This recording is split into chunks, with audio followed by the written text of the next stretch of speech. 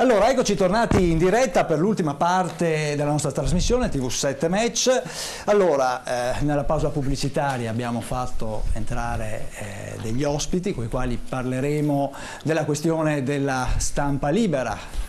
A chi fa paura la stampa libera? Perché tutti questi, come dire, attacchi nei confronti della stampa e le difficoltà poi che ci sono per i giornalisti nello svolgere il loro lavoro, soprattutto il giornalismo d'inchiesta. Allora, ospiti in studio, abbiamo, sono tutti colleghi, abbiamo Cristina Genesin. Buonasera Cristina, grazie di essere qua, giornalista del Mattino di Padova. Buonasera, grazie di essere qua. Grazie a Pierluigi Granata, buonasera, anche a te, anche lui è un giornalista, un criminologo, peraltro anche ex come investigatore delle forze dell'ordine, dopo ci racconterai. E poi abbiamo Gianluca Amadori, buonasera, buonasera Gianluca, presidente dell'Ordine dei giornalisti del Veneto. Grazie anche a te di essere qua per parlare, Ermanno, di libertà di stampa e di una stampa o un'informazione che soprattutto in questo periodo, in quest'ultimo periodo, è stata messa, tra virgolette, anche sotto accusa. Ma io credo che non sia, la libertà di stampa esiste in Italia fino a prova contraria. La stampa può, il giornalista può scrivere secondo scienza e coscienza propria e quindi non viene interferito, almeno ufficialmente, da nessuno. Oggi la comunicazione, parliamo, libertà di comunicazione, questa è la cosa più importante. Oggi la comunicazione non avviene solo attraverso i media tradizionali, c'è anche la rete. E quindi la politica che vuole svincolarsi dalla comunicazione tradizionale usa la rete e può gestire in proprio un certo tipo di informazione, che ovviamente ognuno sta dalla sua parte e quindi è un'informazione che viene fornita in alternativa a quelle che sono l'informazione tradizionale. C'è uno scontro epocale, ma è avvenuto in Italia in questi giorni, ma avviene anche in altri paesi, e qui mette in luce, effettivamente in dubbio, se effettivamente i giornalisti sono all'altezza del compito che hanno. E questo è il motivo della discussione di questa sera, se la capacità di informare attraverso giornali, riviste, quindi stampa, televisione o anche attraverso la rete, rappresenta effettivamente la cultura del paese e le necessità di questo paese. Questo è il punto fondamentale.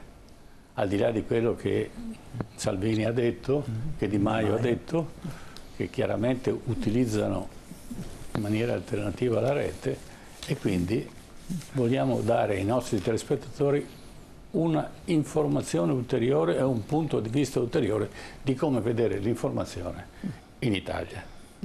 Ecco, Gianluca Amadori, allora vediamo le immagini alle mie spalle, vediamo se le propongono anche i telespettatori a casa, della manifestazione che c'è stata proprio per rispondere, una mobilitazione da parte del mondo dell'informazione contro quelle che erano state queste accuse, diciamo, quindi pendivendoli piuttosto che giornalisti, tra virgolette, venduti e quant'altro. È un momento importante, è un momento difficile per la professione. Sì, diciamo che più che critiche sono state offese. Allora le critiche si accettano e tutti siamo disposti a discutere su che cosa non funziona e cosa funziona dell'informazione. Un'altra cosa è passare alle offese. Quando si offende si inizia e non si sa mai dove si va a finire. Ci sono un sacco di giornalisti che rischiano la vita perché scrivono, perché hanno il coraggio di fare inchieste, di denunciare cose. Nel momento in cui si attaccano i giornalisti, dandoli delle puttane, dandoli degli sciacalli, le reazioni che possono esserci non sono prevedibili. Ecco, per questo si protesta perché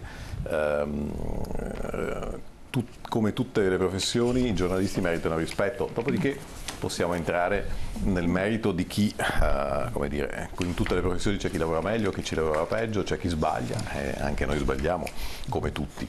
Credo che però mettere in discussione una categoria, mettere in discussione il diritto ad informare una cosa diversa. Allora, in questo attacco, che è stato un attacco molto pesante, c'è qualcosa di più che una critica ad un servizio giornalistico o a una serie di servizi giornalistici. C'è, secondo me, una visione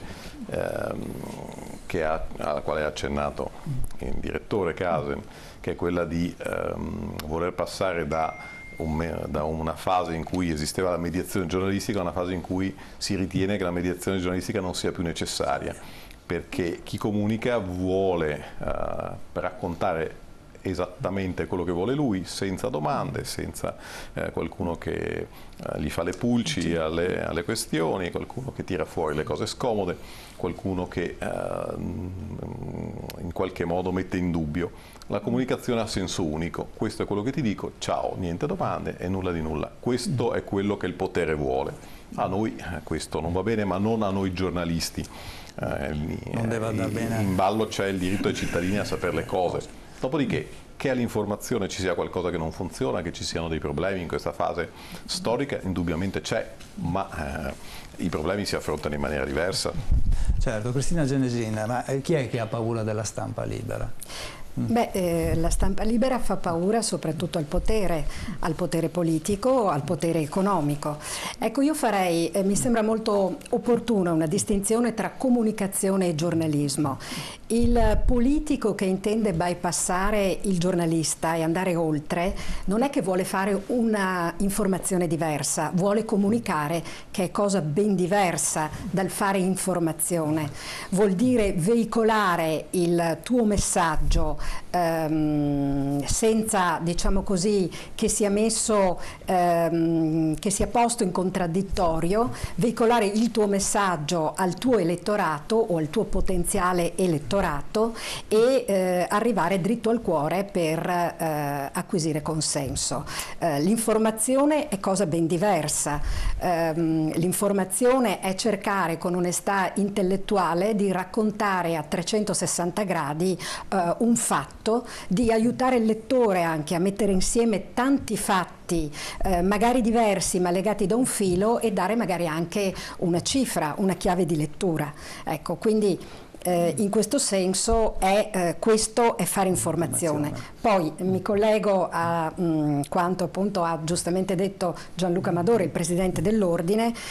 Il giornalismo è sempre stato in crisi, ci sono giornalisti onesti e giornalisti disonesti. La recente inchiesta, il caso Montante in Sicilia, ha svelato una rete di giornalisti asserviti a questo presidente di Confindustria Sicilia che si faceva un po' passare per il paladino dell'antimafia, in realtà era tutt'altro, ma questo succede in tutte le categorie professionali. Ecco, quindi dobbiamo registrare in questo momento in Italia un attacco feroce contro la stampa, perché la stampa dà fastidio. La stampa dà fastidio alla classe politica, ma alla classe politica di 30 anni fa, di 20 anni fa, ricordiamoci il craxismo per esempio, ricordiamoci Andreotti e oggi dà fastidio alle maggioranze di turno. Certo, ecco Pierluigi Granata, anche la nostra categoria dunque deve fare un po' autocritica, forse, no? Beh, sicuramente, ed è quello che ha anticipato il collega Amatori, il Presidente dell'Ordine, indubbiamente. Però io andrei anche oltre a questa enunciazione di una ipotetica autocritica. Io sottolineerei l'importanza dell'informazione, ma soprattutto per quanto riguarda l'informazione investigativa, che attualmente è una grande risorsa. Probabilmente per una mia deformazione professionale io sono portato un po' a evidenziare l'importanza del giornalismo investigativo, anche se molti esimi colleghi tipo Attilio Bolzoni rifiutano questa particolare dicitura. Però è un valore aggiunto, perché senza l'informazione investigativa molte indagini non sarebbero state attivate, o quantomeno molti misteri ancora rimarrebbero tali che hanno investito il nostro paese. E io dico sempre che l'investigatore svolge un analogo attività del giornalista, la metodologia è la stessa, le finalità divergono, ma la raccolta informazioni, l'utilizzo delle fonti è la medesima. Quindi c'è questo tipo di attività di fondamentale importanza a cui non si può rinunciare. E tra l'altro bisogna anche ricordarsi di due aspetti importanti, che le attività investigative sia della polizia giudiziaria, ma l'attività di intelligence che viene svolta dai servizi di informazioni poggiano molto anche sulle informazioni giornalistiche. Sembra un paradosso, ma questa è. E questa è. Ecco, quindi questo sta proprio a significare l'importanza dell'informazione, l'importanza del ruolo del giornalismo teso ad appurare le verità, ad attivare le indagini, quantomeno a fare giustizia su dei casi irrisolti o quantomeno dare altre versioni dei fatti che, come diceva giustamente la collega Genesin, possono essere anche manipolati dal potere, ed è quello che purtroppo è successo in questi 50 anni di storia italiana. Ecco, quello che stai dicendo è giusto ed è importante, perché abbiamo avuto recentemente più di un giornalista che è stato ucciso, giornalisti di vari paesi, e quindi abbiamo capito come le mafie o gli interessi di qualcuno vanno contro quella che è la professionalità e la possibilità di dare informazioni a tutti su certi fatti che spesso la magistratura non riesce a percepire perché non sta sul territorio. Il giornalista, il bravo giornalista, conosce il territorio, riesce a percepire i sintomi di una determinata patologia socio-economica di quel territorio e quindi la mette in luce. Abbiamo visto in Russia, l'abbiamo visto in Cecoslovacchia, l'abbiamo visto a Malta, l'abbiamo visto recentemente anche negli Stati Uniti, la diatriba tra il presidente degli Stati Uniti e un giornalista che non voleva assolutamente abbandonare o voleva assolutamente che il Presidente rispondesse alle sue domande. Ecco, quindi ci sono giornalisti che sono capaci e giornalisti che si impegnano, che hanno un'etica estremamente importante e profonda, e questo danno senso alla informazione della stampa. Poi invece ci sono giornalisti che purtroppo, come in tutti i mestieri, sia nel mondo medico, nel mondo degli avvocati, c'è anche nel mondo dei giornalisti che non si attengono a quella che è l'etica professionale, ma naturalmente è difficile riuscire ad individuare, e io faccio alcuni esempi. Il fenomeno Mose è durato anni e solo recentemente è venuto fuori quella situazione che è inspiegabile come mai non ci fosse. Abbiamo approfondito e un testimone che è venuto un anno fa ci raccontava che in alcune cartelle stampa c'era anche una bustarella e di un certo peso. Quindi, d'altro canto, Mattei diceva: preferisco affittare i giornalisti perché costano meno che comprarli.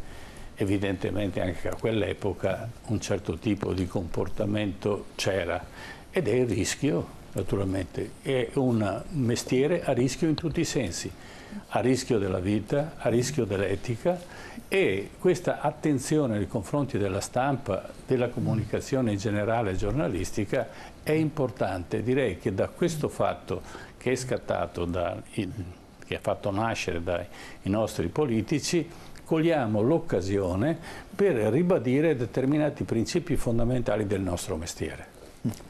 Direttore, posso aggiungere soltanto un aspetto riferendo all'esempio che tu hai citato del Mose?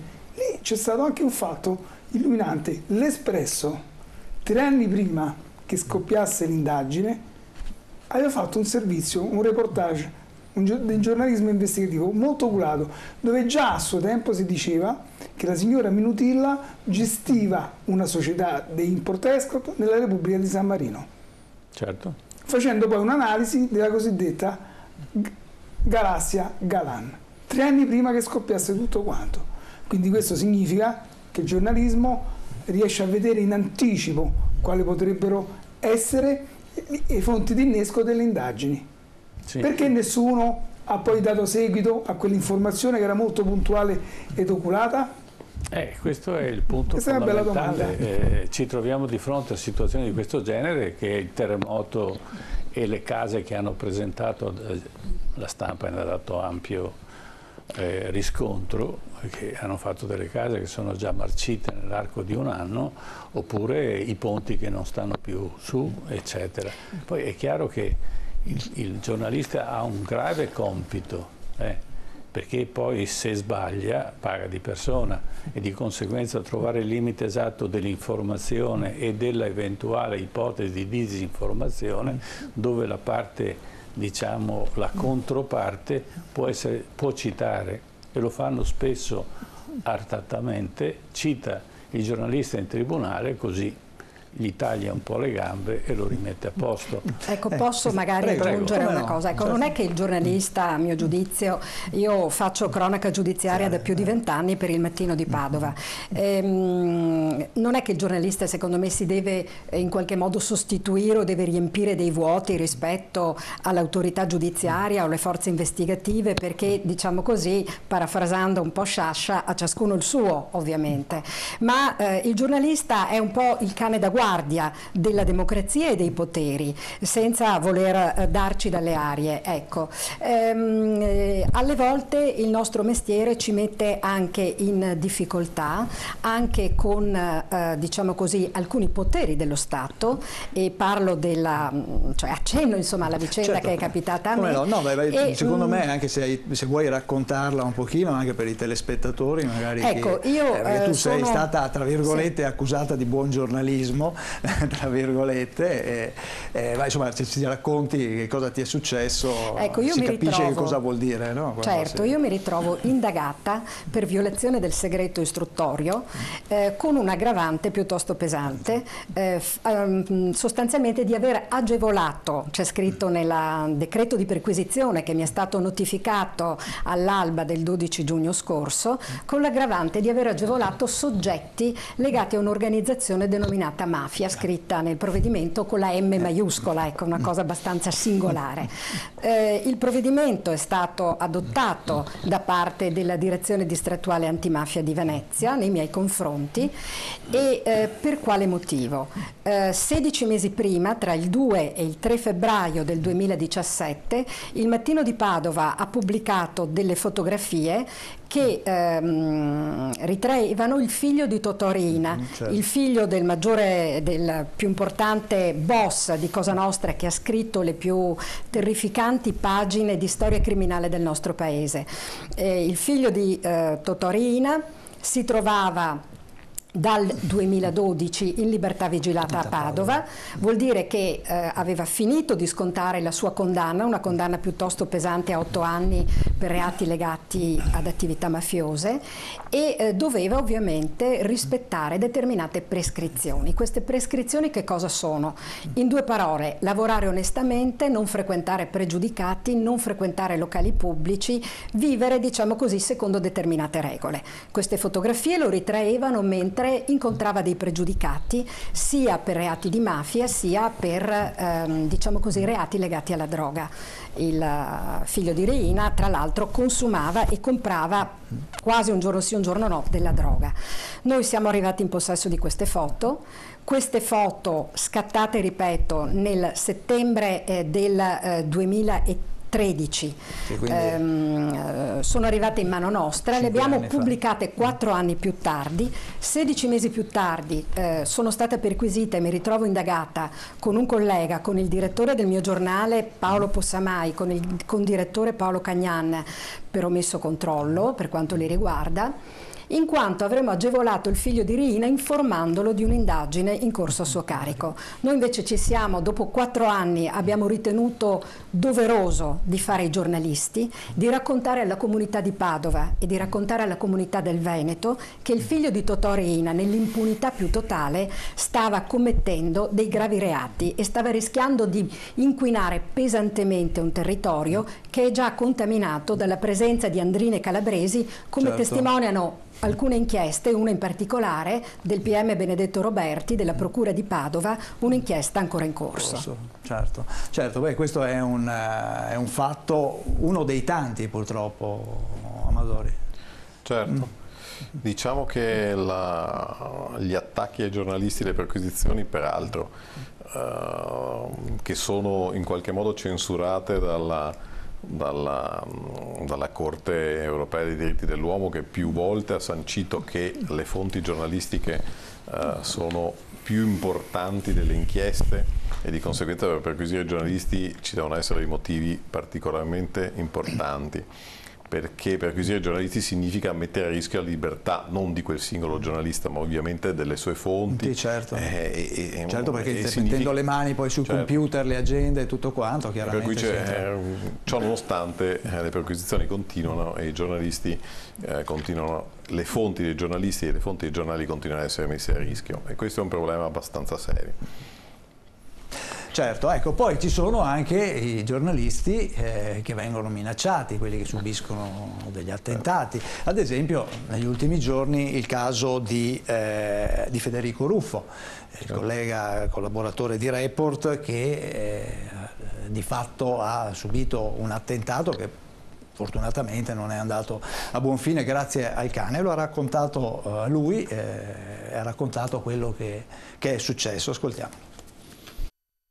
Ha iniziato ad abbaiare tantissimo, e sono uscito tra l'altro a piedi nudi, quindi tempo che ho imboccato per le scale per capire se ci fosse qualcuno, sono arrivato qua e sono scivolato, perché qua era un lago di benzina, era completamente pieno di benzina, quindi sono caduto a terra, mi sono riempito di benzina sulla schiena, sulle gambe, e ho visto che c'era benzina qua, c'era benzina la porta era umida, insomma era unta. Questa è la porta di casa dei miei, quindi gli ho detto di restare dentro. Sono uscito in giardino, poi sono venuto fino qua al cancello per vedere se stessero scappando, e qua sotto era pieno di benzina, ancora infatti è umido. Da lì hanno scavalcato da qua, infatti hanno divelto alcune delle tegole, hanno tirato giù qualcuno degli attrezzi e da qui sono scesi. E lì hanno trovato il portone aperto, perché è sempre aperto per portare fuori il cane. Purtroppo io sono sceso al buio, quindi in realtà non ho avuto modo di vedere nulla sulle scale. Poi ho rifatto le scale a salire per andare a casa e chiamare i carabinieri. A quel punto ho acceso la luce e salendo ho visto questa, che prima non avevo visto, e stava qua. La verità è che se non ci fosse stato il cane mi avrebbero dato fuoco a casa. Ci ha salvato tutti quanti il cane. Ciao.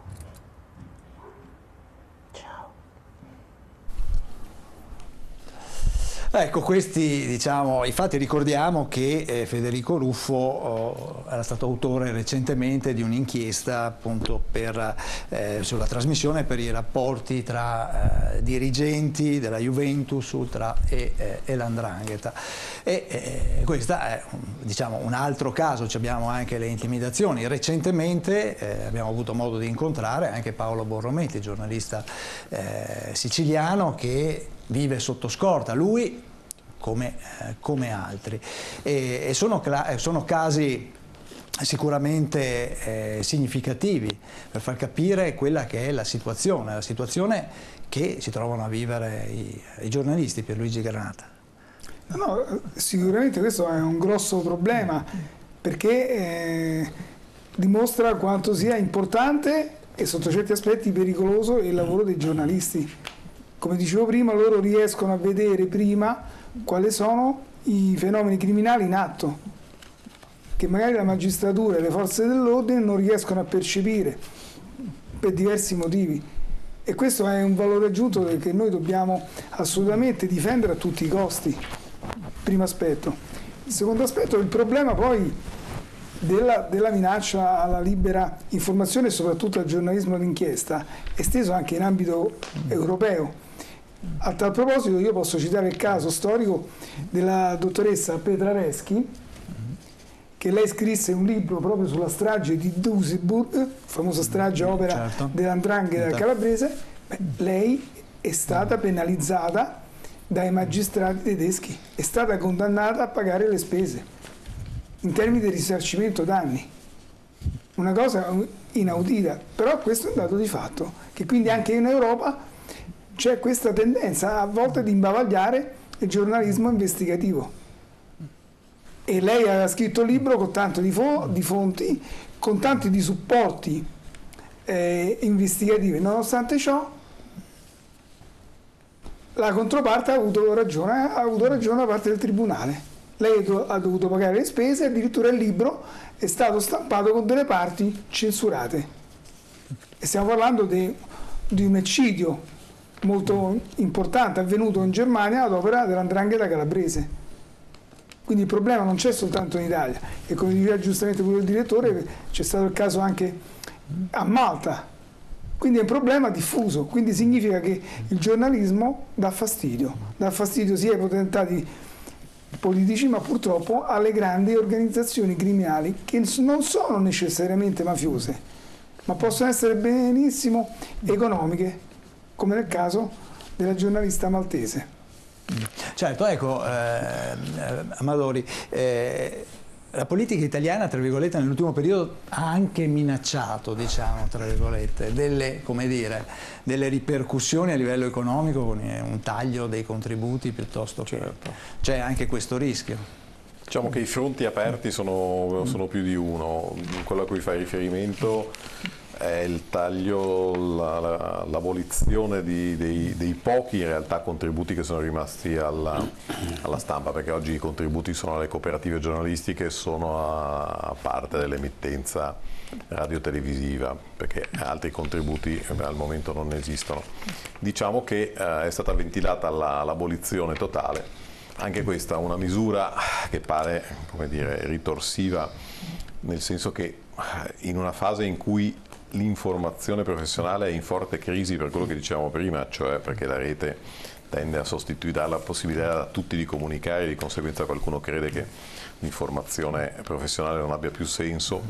In realtà questo sarebbe il momento in cui uno Stato serio dovrebbe investire delle risorse per dare la possibilità alle aziende editoriali tradizionali di riconvertirsi, di riuscire a utilizzare meglio i nuovi media, ad esempio, per riuscire a raggiungere delle fasce di popolazione che oggi, ad esempio i giovani, non leggono il giornale cartaceo di sicuro, ma magari e cercare di raggiungerle con un'informazione il più corretta, il più autorevole, il più completa possibile, e non attraverso notizie magari inventate o che arrivano da fonti che non si sa quali siano, eccetera.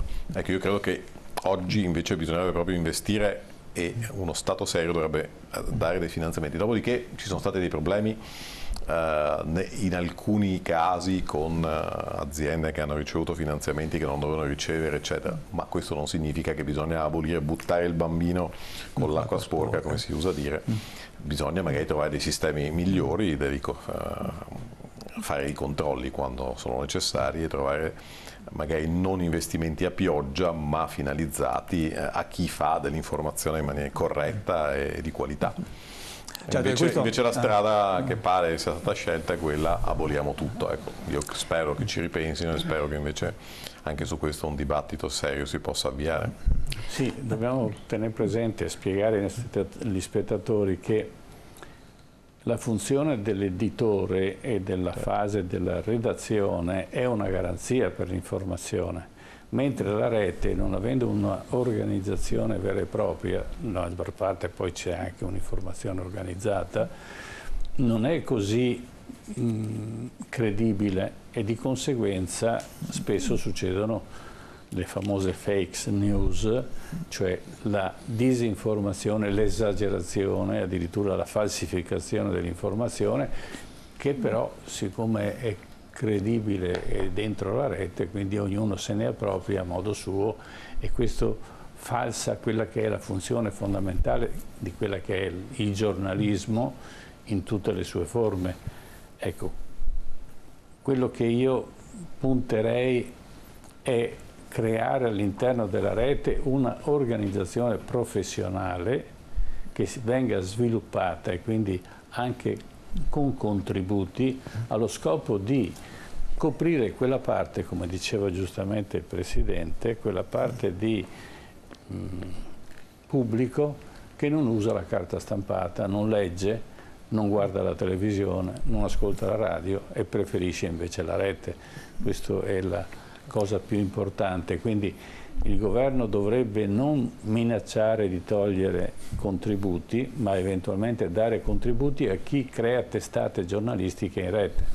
Posso aggiungere una cosa? Ecco, volevo aggiungere due cose, ricordare anche la collega di Repubblica Federica Angeli che ha raccontato le organizzazioni criminali a Ostia e rischiando la vita vive sotto protezione con la sua famiglia. E mi collego un attimo al discorso appunto della rete. Ormai tutte le testate giornalistiche hanno, dal Gazzettino dove lavora il collega Amadori, al Mattino, a tutte le testate hanno come dire, i giornalisti che si occupano di rete. La nostra è una testata su carta ma anche su rete. Ecco, il problema dell'informazione, di veicolare l'informazione in rete è questo. Il mestiere di giornalista si può fare attraverso la carta, attraverso la rete,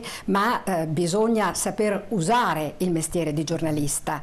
Non basta per fare informazione in rete semplicemente introdurre online, raccontare qualcosa online.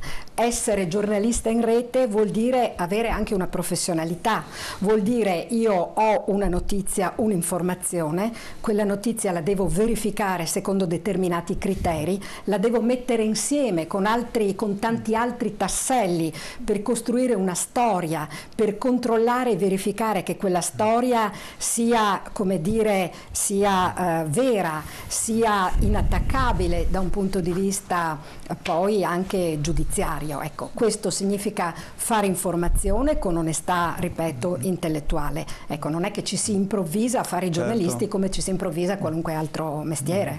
Certo, sì, però c'è un problema, c'è sempre l'aspetto finanziario. La rete promette, cioè è usata molto, ma è poco gratificante da un punto di vista di ritorno economico, salvo casi particolari.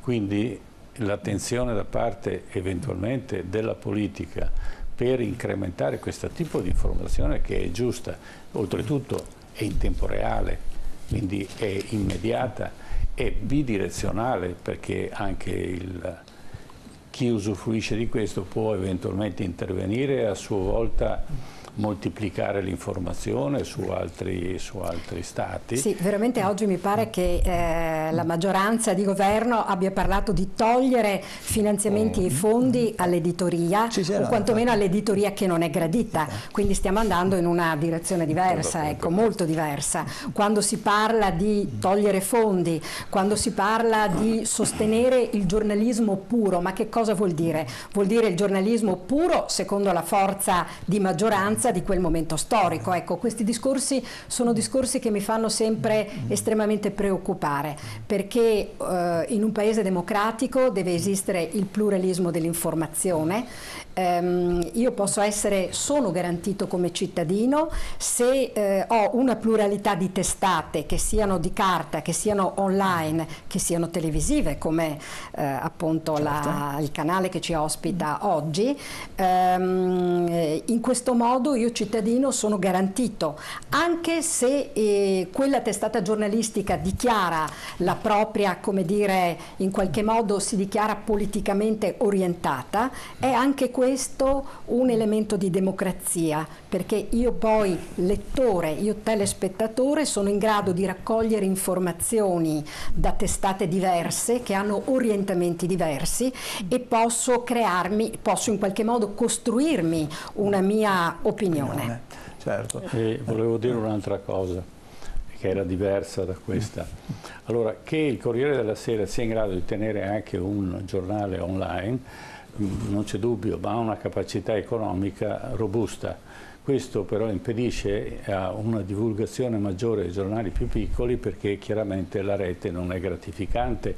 Seconda cosa, il tipo di informazione che pretenderà sempre di più la rete è un'informazione diversa rispetto alla carta stampata, e quindi il giornalista deve anche mutare un attimo quello che è la sua capacità, non di indagine, ma la forma attraverso la quale esprime l'informazione. La scrittura. E questo è importante, perché se non riusciamo a convincere la politica che la rete è importante, anche i giornalisti soffrono.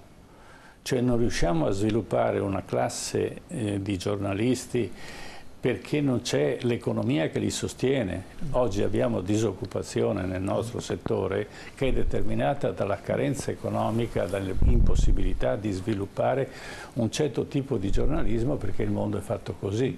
E la politica, abbiamo visto dagli Stati Uniti a tutto il resto del mondo, che è contraria a un certo tipo di giornalismo che fa ricerca, che fa approfondimenti, che cerca di capire quella che è la realtà del paese e la realtà politica. E di conseguenza queste sono le reazioni. Però io non prenderei così come un dato di fatto negativo la critica che è stata fatta.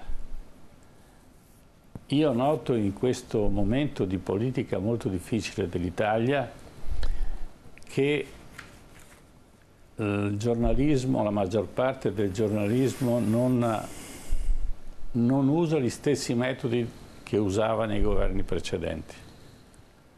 E quindi ho impressione che ci sia una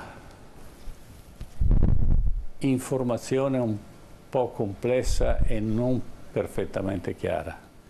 Io seguo alla mattina tutti i dibattiti che riesco a trovare in rete e in televisione, e c'è un accanimento nei confronti della politica attuale che non ho mai osservato, e ho l'età ormai che ho visto quasi tutto. Il mio primo giornale l'ho fondato nel 1961, si chiamava Studi 2000 perché il 2000 era un'epoca quasi inarrivabile, no? Ho visto tutto, però non ho mai visto un accanimento nei confronti di un governo così esagerato come avviene in questo momento. Allora vorrei fare una critica a questo tipo di giornalismo. Una volta noi avevamo dei giornali che erano, diciamo, super partes, Corriere della Sera, eccetera. Poi avevamo giornali di partito. Oggi i giornali di partito non esistono più perché non sono più in grado di sopravvivere. Oggi invece abbiamo una spaccatura. Parlo di editoria, non di giornalisti che lavorano all'interno. Di editoria che sta o da una parte o dall'altra, e comunque diciamo che c'è un'area che sta verso la sinistra, molto individuabile, un'area che sta invece secondo un editore singolo che è padrone di giornali, di televisioni, tutto il resto, quindi può dire, può fare quello che vuole. Abbiamo due partiti, la Lega e 5 Stelle, sono affari loro perché non hanno fatto mai un giornale per conto loro, che però non hanno il potere di informare e normalmente vengono messi diciamo al bando con critiche che prevengono le decisioni, no? E che in qualche maniera mettono in una luce non perfettamente chiara l'intenzione di questo governo. E lo fanno tutti i giornali, ma sono giornali di parte. Oggi non abbiamo dei giornali che sono super parte, parlo di editori, perché poi l'editore chiaramente dà una linea al proprio giornale che è fondamentale. E questo diciamo che in Italia è abbastanza grave. Ricordiamo dei giornali negli Stati Uniti che hanno creato l'impeachment del presidente degli Stati Uniti e se n'è dovuto andare.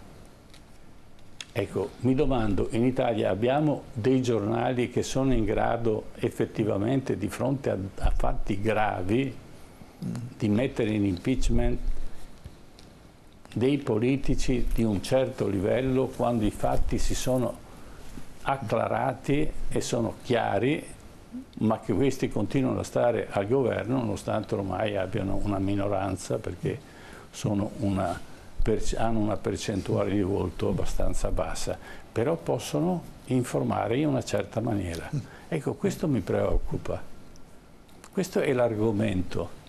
E ovviamente il giornalista subisce questo tipo di linea che un giornale prende e che anche lui poi si muove in un certo ambito, deve rispettare certe regole che vengono date. Questo mi preoccupa. Io amerei che l'editoria fosse super partes, che se c'è da criticare il politico, il governo, quello che è, lo critico, ma tutti in maniera uguale. E non perché questi sono degli sprovveduti. Regolarmente ogni giorno, ogni mattina vengono fuori delle critiche che sono fuori misura, ma su argomenti poi strani, perché l'argomento è sempre il debito pubblico, e il debito pubblico l'hanno fatto i governi precedenti. Speriamo che questo non le aumenti, questi debiti, ma sembra che il passato non esista, che i governi precedenti, cominciando dall'ultima, dalla chiamata Seconda Repubblica, fino adesso nessuno sa che hanno fatto una voragine. E allora io prenderei e cercherei di mettere in posizione giusta la situazione attuale. Allora, normalmente si critica la Raggi e effettivamente così ha sprombattuto, così ad occhio, sembra che non faccia niente. Io non vorrei essere al posto della Raggi a Roma, perché è una cloaca massima a Roma in questo momento, ma non l'ha fatto la Raggi, l'ha ereditato, ma nessuno dice ha ereditato questa cosa, poveretta, non riesce a venirne fuori da questa cloaca, e non ho sentito un giornale che dice così. No, è l'alberello di Natale che è spelacchiato, no? E ne hanno fatto, in Rai, in TG1 hanno parlato dello spelacchio che sta in centro di Roma, come se fosse il problema, e c'avevamo la mafia che il procuratore diceva è mafia capitale, in prima istanza invece dicevano no, non c'è la mafia a Roma, e adesso veniamo a scoprire che quella mafia ha creato la mafia nigeriana, perché li ha scelti, li ha messi al posto giusto, e adesso stanno andando, ed è motivo della prossima trasmissione. Parleremo di mafia nera. Allora, questo che mi domando, vorremmo avere degli editori che hanno più coraggio e meno legati a certi andamenti politici. Abbiamo degli editori che sono politici, hanno in mano il mondo dell'informazione, con 20 reti televisive, hanno in mano giornali, hanno in mano l'economia, e caspita, io credo che un paese democratico come gli Stati Uniti non sarebbe possibile questo. Va bene che tutto può cambiare, ma fino adesso la rappresentanza dello Stato non è rappresentato da uno che ha il massimo potere dell'informazione. Questo mi preoccupa. Sentiamo. Posso aggiungere una cosa? Sentiamo. Io sull'accanimento sinceramente non sarei proprio d'accordo. Di fronte, allora, come dire, l'informazione non è che vive su un pianeta diverso. No, il mondo ormai è così, abbiamo un governo che fa una dichiarazione ogni 5 minuti, e di fronte a una dichiarazione di 5 minuti si commenta, si analizza, si critica, si fa qualsiasi cosa, di conseguenza quello che accade. Io credo che l'informazione, come dire, reagisce e si comporta rispetto a come funziona funziona tutto il resto. Collega, mi dai un esempio, io te ne farò uno. Certo. Dopodiché le concentrazioni editoriali di cui parla il direttore ormai sono anche superate, perché il controllo dell'informazione va ben oltre quella che è il concetto dell'editoria nazionale e internazionale. Ormai gran parte del controllo dei flussi informativi passano per la rete, il monopolio vero ce le hanno le grandi società che gestiscono i media, da Google a Facebook, eccetera. In realtà sono quelli i nodi veri di comunicazione che controllano e gestiscono da un lato i flussi pubblicitari, perché l'informazione funziona ovviamente anche per motivi economici, e controlla il flusso informativo. Dopodiché è chiaro che l'informazione super partes è un mito e probabilmente non ci sarà mai. Io credo che quello che bisognerebbe chiedere e pretendere dall'informazione è l'onestà, la trasparenza. Diceva prima giustamente la Genesin, la mia collega, che ci sta l'informazione di partito, ci sta l'informazione schierata, l'importante è che sia trasparente, l'importante è che io, cittadino, lettore, telespettatore, so che cosa sto ascoltando, qual è, chi mi dà un'informazione, da che parte sta. Il tema è quando la cosa è mascherata, quando dietro certa informazione c'è qualcuno che paga e io non lo so, quando l'informazione è manipolata. Questo mi preoccupa di più, sinceramente, che non un'informazione critica, magari anche eccessivamente. Però se io ritengo che questo governo stia facendo male, o questo politico o questa amministrazione locale stia facendo male, e io il mio dovere è quello di criticarla. Magari sbaglio nel criticarla, nessuno di noi ha il verbo in mano, però io credo che il tema vero sia quello della trasparenza, dell'onestà intellettuale. Ecco, volevo, ricollegandomi a quello che ha appena detto Amadori, è un mito appunto l'informazione e l'editore super partes, è un mito da sfatare, perché non esiste non solo in Italia e in nessun paese europeo, ma non esiste nemmeno negli Stati Uniti, perché i grandi editori americani sono molto schierati anche alla vigilia delle elezioni presidenziali. Questo non dimentichiamolo, è il pluralismo informativo la ricchezza di una democrazia. Un altro punto, le forze che governano oggi il nostro paese si sentono sotto attacco, ma voglio ben dire che tutte le forze di governo devono essere sotto attacco della stampa. Ci dimentichiamo forse come è stato attaccato il premier Berlusconi quando era al governo. Il premier Berlusconi è stato continuamente sotto attacco.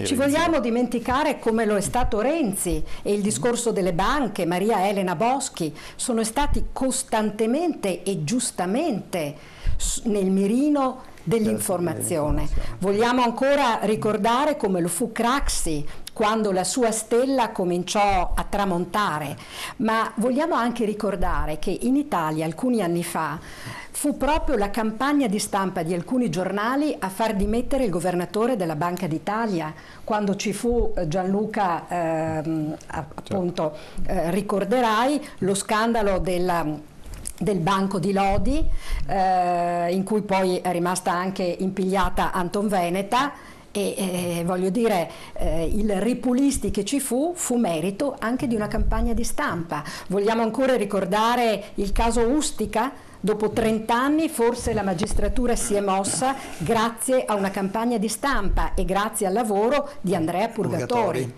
Certo, certo. Pierluigi Granata, la tua opinione su questo? Io concordo con Amadori che non c'è veramente questa grande ferocia nell'attaccare l'attuale governo. Chiaramente se si mettono in risalto probabilmente degli errori o delle gestioni che richiederebbero maggior competenza.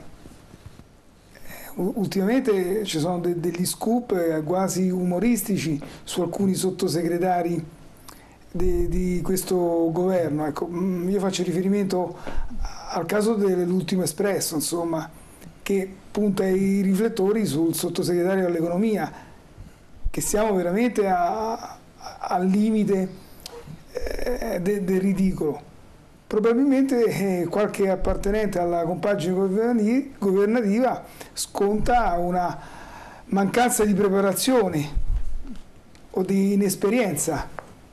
Insomma, sono state evidenti certe gaffe paurose da parte dei ministri, colleghi che diceva che il PIL aumentava perché c'erano troppi ventilatori in funzione. Ecco, questo è lo specchio di questa classe politica che viene attaccata, insomma, che sicuramente non ha nulla a che vedere con la classe politica della Prima Repubblica, che probabilmente sicuramente aveva un altro spessore e dove anche lì veniva attaccata ferocemente. Insomma, la capostipite è sempre la famosa Ceterna che fece dimettere un Presidente della Repubblica, non ce lo dimentichiamo. E poi, insomma, il direttore parlava di maggior trasparenza. Qui sembra che un partito di governo venga gestita da una piattaforma di cui non si conoscono chi sono i reali possessori, detentori e di chi viene gestita. Questo io che direi che è molto grave, questo aspetto qua, e di cui non se ne parla molto, forse se ne parla adesso in occasione dell'uscito Supernova, grazie a chi? A dei giornalisti che hanno raccolto delle confidenze, che hanno avuto le loro fonti, su cui insomma lavorare per dare un po' di luce a questa gestione nuova, che utilizza molto la rete, che utilizza molto il supporto informatica, ma che è riconducibile. Ma io parlavo di editori. Di editori, ho capito. Però lì non ci sono editori. E l'editore sceglie i suoi giornalisti, purtroppo. Però qui, Questo è e qui non c'è assolutamente trasparenza. Io sono d'accordo sugli editori, io credo che gli editori oggi italiani dovrebbero avere più coraggio, dovrebbero affrancarsi di più da quello che meno allineati. Sì, ma anche meno legati. Non è allineata, no? Meno legati. De Benedetti non è allineato. Ma lo sono tutti, come il giornale, come la Padania, ma è il Appunto. pluralismo dell'informazione la Che garanzia crea, di questo certo, paese. Se sì, un editore non è allineato, ma dove non esiste? Allora, Murdoch è allineato, la Fox negli Stati Uniti è allineata. Voglio fare una provocazione sul ponte di Genova, no?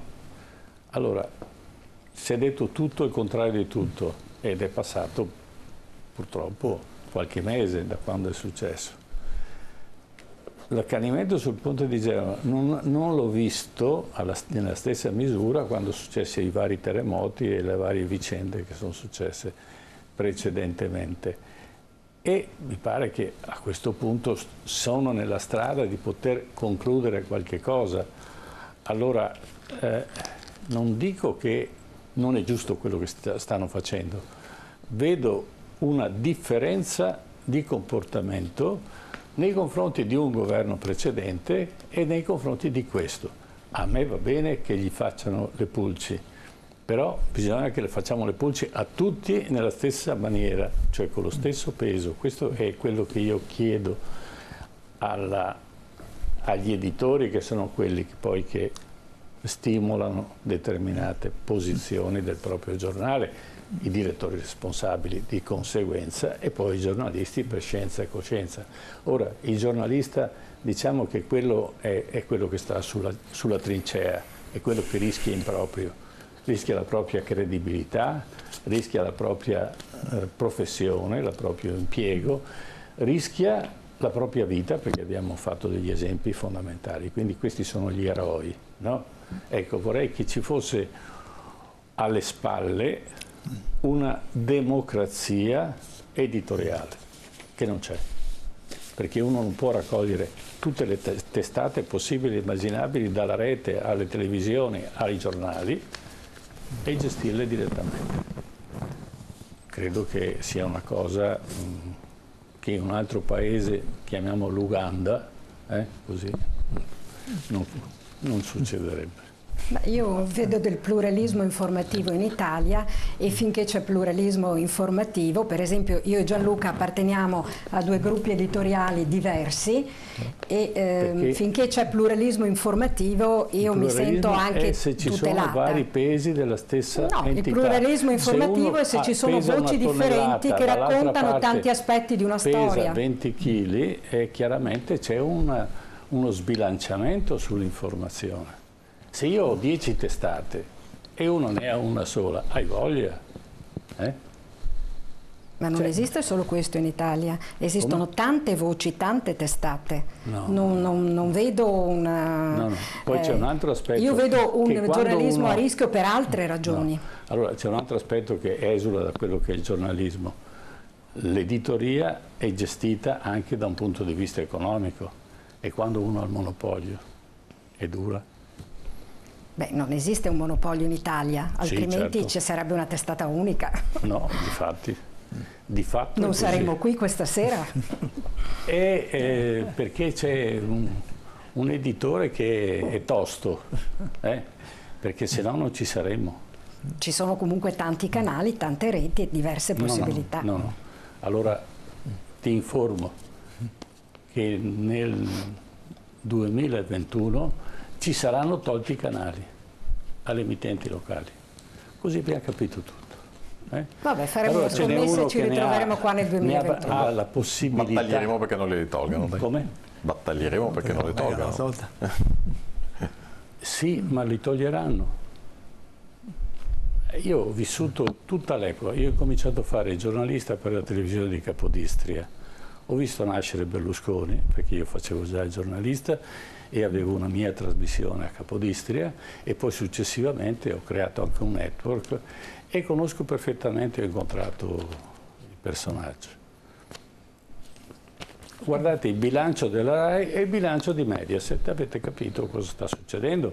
Perché poi alla fine non è che viviamo di aria fritta, viviamo di economia come editori e di conseguenza il mercato deve essere libero. Quando fu fatta la legge Mammì, l'equità della distribuzione delle risorse era in base al numero delle frequenze e non in base al mercato come succede in America. In America se supera un certo incasso, un certo bilancio, ovviamente ti devi ritirare. Ci sono dei controlli. Qui in Italia no. E quindi noi dobbiamo sudare 27, ma non noi emittenti locali, regionali, copriamo diverse regioni eccetera, abbiamo la difficoltà di poter andare sul mercato e avere la giusta ricompensa determinata. Io mi cerco la mia pubblicità, cerco i miei sovvenzionamenti e cerco di renderli operativi nell'ambito editoriale. Questo ci è negato. E questo vale per tutti. Il fatto che poi ci siano delle emittenti che resistono a tutti i costi, questo fa parte di un carattere un po' particolare. Ma la legge Mammì è stato lo sbilanciamento di questa situazione, da parte a vantaggio di taluni e a svantaggio della maggior parte degli altri. Tutto questo chiaramente pone dei punti interrogativi su quello che è il futuro dell'emittenza privata. Ma di tutto, ma anche dei giornali, di tutto. Se noi vediamo, perché i giornali si fanno coi soldi, c'è poco da fare. Cioè, perché io devo stampare, devo diffondere il giornale, devo pagare i miei giornalisti e se è possibile, se ho risorse, invece di averne 20, ne ho 50. Però se non ho risorse devo limitarmi e se uno per tutta una serie di motivi riesce a creare un mercato per cui ti vendo la televisione, ti vendo il giornale, ti vendo la rivista, ti vendo tutto, ecco, chiaramente ha più forza di altri che hanno solo un'offerta e sono in un mondo completamente diverso. Ecco, questo è il punto. Quindi l'informazione. E non parlo dei giornalisti, perché i giornalisti, noi abbiamo dei giornalisti che sono tosti, e poi bisogna anche supportare tutto questo e allora si sviluppa l'informazione, se no rimane un'informazione condizionata. È un'informazione monca. Il tema dei conflitti di interesse, delle concentrazioni, insomma, ne stiamo discutendo da quanti anni? Esatto, indubbiamente senza grandi risultati, no? Da Berlusconi almeno in poi. Diciamo che è un tema sicuramente importante come quello economico. Ormai tutti sono convinti che l'informazione debba essere gratis, nessuno vuole più pagare niente, tutti vogliono informazione meravigliosa senza neanche tirar fuori un euro per comprare il giornale. Credo che questo non sia possibile, nel senso che per avere un'informazione di qualità è necessario avere risorse, e questo è un tema sicuramente centrale. Tornando agli editori, io credo che gli editori debbano avere il coraggio di andare a cercarsi le risorse puntando sul prodotto. Oggi non tutti hanno capito che non bisogna correre dietro alle sciocchezze che ci sono in rete, a duplicare i social media, perché quello non ha senso, perché che senso ha fare la fotocopia di Facebook sui giornali, e dovrebbero investire su un'informazione di qualità. Però il tema è con quali risorse, con che mezzi, come investire. Questo è uno dei grandi temi, e anche su questi non si discute, anzi l'unica proposta che è stata proprio fatta è: aboliamo anche quei pochi finanziamenti che ci sono. Ecco, lo dicevamo prima, non è quella la strada, bisognerebbe trovarne altre, ma anche qua discutendo, portando tutte le forze, tutti gli operatori a un tavolo e cercare di trovare delle idee, delle strade, perché in ballo appunto anche per recuperare il pubblico, per recuperare anche i lettori, perché comunque il tema va oltre, perché il tema delle concentrazioni editoriali a livello nazionale esiste indubbiamente, ma in qualche modo oggi la questione delle concentrazioni va discussa a livello planetario, perché, ripeto, gran parte delle risorse, ad esempio dei giornali, che si vedono in tempo reale, copiati gli articoli e messi su Facebook, rilanciati in rete gratuitamente, e qualche altro mezzo, i grandi media in rete utilizzano e fanno guadagni sui prodotti realizzati dalle testate tradizionali, è un tema. In altri paesi europei hanno pensato di introdurre, chiamiamolo una tassazione, un contributo, qui in Italia non ancora. Anche questo è un tema sul quale prima o poi bisognerà arrivare a discutere, perché quello potrebbe essere un modo per finanziare chi l'informazione la fa e ha bisogno di risorse per farla. Questi sono tutti i temi. Scusate. Sul tema del conflitto di interessi, ecco, io vorrei aggiungere anche una cosa, che in Italia dal 94, dalla discesa in campo di Berlusconi, non siamo ancora arrivati a una legge sul conflitto degli interessi, non certo per volontà degli editori o dei giornalisti, ma perché non abbiamo avuto una classe politica, in senso, e parlo una classe politica trasversale, che non è riuscita da un lato o non ha voluto dall'altro arrivare a una definizione legislativa in questa materia. Ecco, quindi stiamo attenti a fare della propaganda così in maniera anche un po' semplicistica, insomma. E sarà forse una scommessa di questo governo poter normare la materia del conflitto di interessi, vedremo se ci riusciranno. E volevo solo concludere dicendo che mi fa paura anche un giornalismo che possa in qualche modo plaudire a quello che fa una forza di governo. Il giornalismo, per definizione, che si dichiari di destra, di sinistra o di centro, deve assolutamente avere un'anima critica nei confronti di chiunque, perché quello è la funzione del giornalista. Luigi Granata. Io volevo aggiungere un aspetto. Da quello che giustamente diceva il direttore, si aprono altre fonti di discussione che però porterebbero via 2 o 3 trasmissioni, per esempio il futuro del giornale, perché qualcuno già teorizza l'estinzione del giornale stampata. Questo è uno dei grossi problemi. 2, tu parlavi di recuperare i lettori, il problema è che stanno scomparendo i lettori.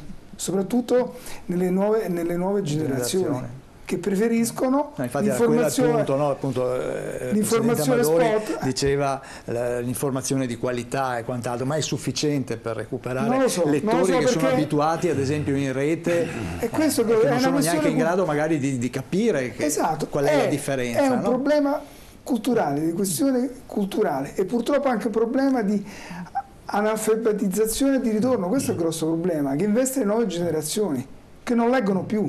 E questo non lo dico io, lo dicono gli esperti. Ecco qual è il destino del giornalismo, purtroppo, che io ho una visione distopica.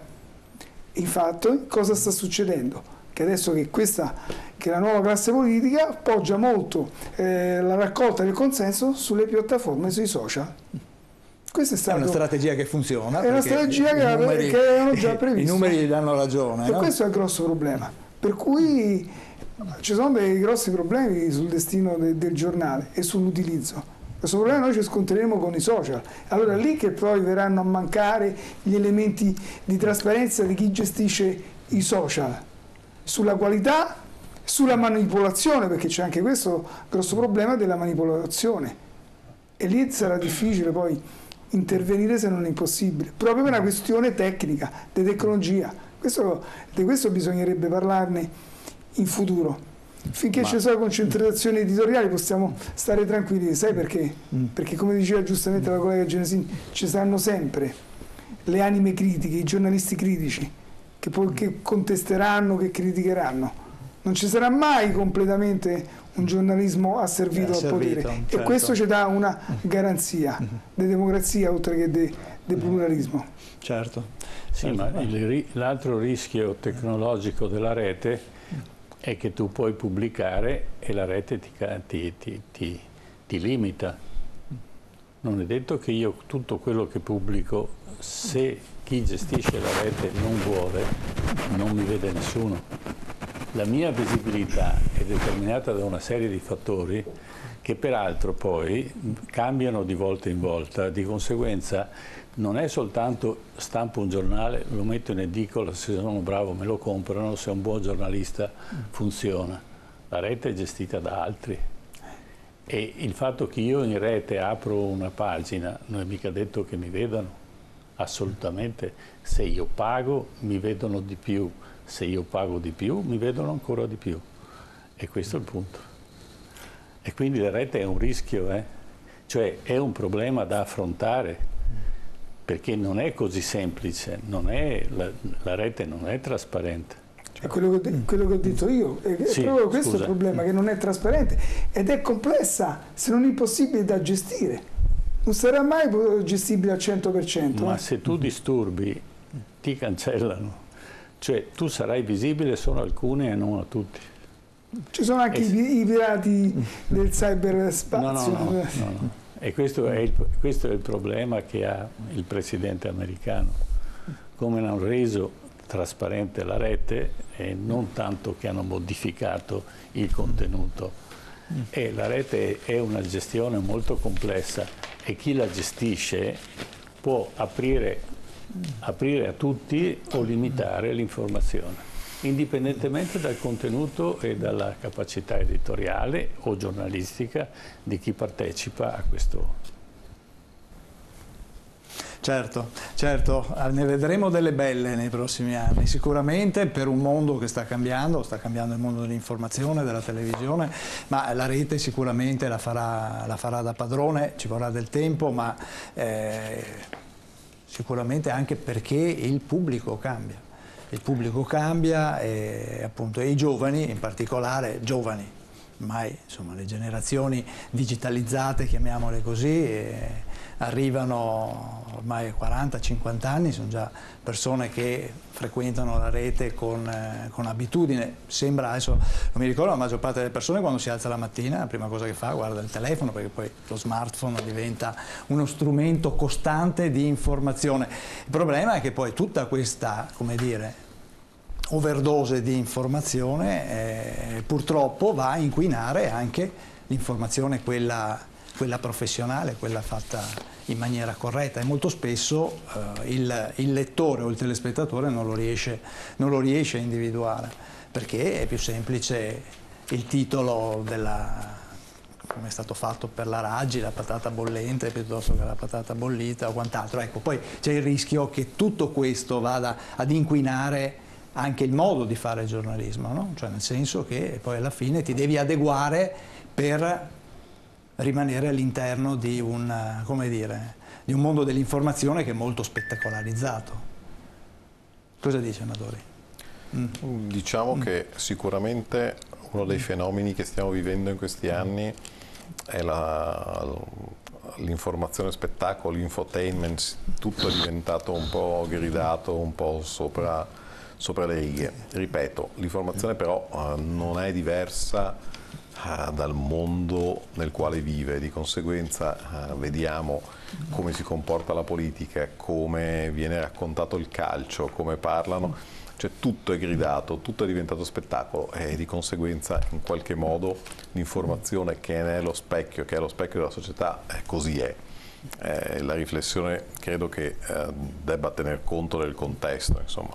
Indubbiamente c'è un problema di questo tipo, come risolverlo bisogna discuterne, bisogna cercare di abbassare i toni su tutto, io ritengo, però non è un fenomeno che decido io, né decidiamo qua. Certo. No? Certo. Cristina No, Genesini, un'ultima sì, considerazione dopo. Io volevo solo dire che l'informazione online che viaggia attraverso testate accreditate è un'informazione professionale. L'informazione che non è informazione, è comunicazione, che viaggia nelle chat o in certi blog, ecco, è lì dove possiamo inciampare in fake news e in false notizie, perché appunto sono canali di trasmissione di comunicazione che non sono sicuramente di tipo professionale. Ecco, bisogna fare questa distinzione. Poi l'informazione viene veicolata nelle testate giornalistiche online, nelle testate su carta, nelle testate televisive.